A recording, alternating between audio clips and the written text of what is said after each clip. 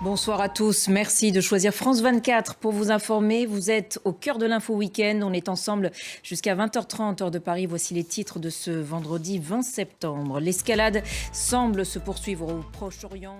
Et on commence donc par ces nouvelles violences. Aujourd'hui au Liban, Israël a mené un raid sur la banlieue sud de Beyrouth, fief du Hezbollah. Au moins 8 morts et 59 blessés selon le ministère libanais de la Santé. Figure donc parmi ces morts, non seulement selon deux sources de sécurité, mais selon également Israël. Merci beaucoup Karim pour toutes ces précisions depuis Beyrouth.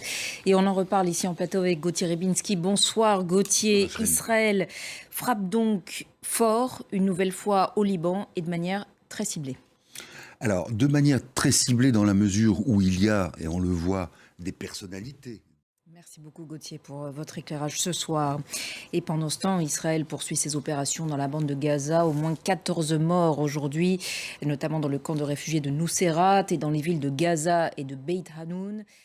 Visite aujourd'hui la présidente de la Commission européenne, Ursula von der Leyen, à Kiev, venue apporter son soutien au pays alors que l'hiver s'annonce compliqué. Dans l'actualité en France maintenant, après d'intenses consultations menées depuis 2 semaines, l'annonce du nouveau gouvernement Barnier doit intervenir d'ici peu. L'annonce se fera en tout cas avant dimanche, après les vérifications déontologiques d'usage. Mais les contours de la nouvelle équipe sont déjà connus.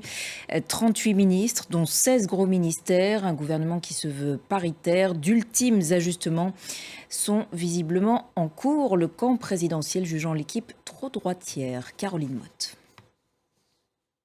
Au Portugal, maintenant, les gigantesques incendies qui ont touché le pays ces derniers jours sont désormais maîtrisés. Au moins 5 personnes sont mortes, des villages entiers ont été détruits, ainsi que 100 000 hectares de végétation. Des feux qui ont généré par ailleurs un record d'émissions carbone pour un mois de septembre et dont les panaches sont visibles actuellement en Espagne. Sophie Lançon.